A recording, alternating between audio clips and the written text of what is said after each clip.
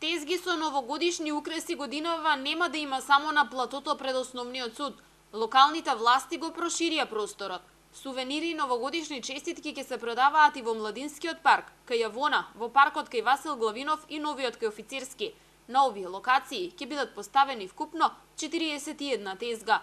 Општината распишува и јавен повик за поставување на тезги за продавање на новогодишни сувенири.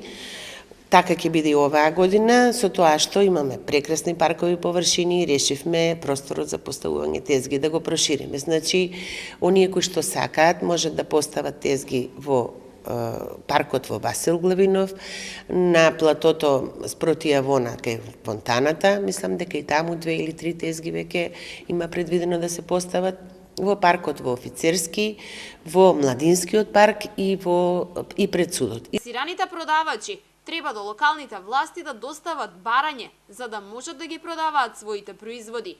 Во истото треба да биде наведена и посакуваната локација. Барањата се доставуваат во граѓанскиот сервис центар. По добивањето на одобрението на продавачите ќе им биде регулиран статусот на обезбеден простор и дозвола за приклучување на струја до продажниот простор.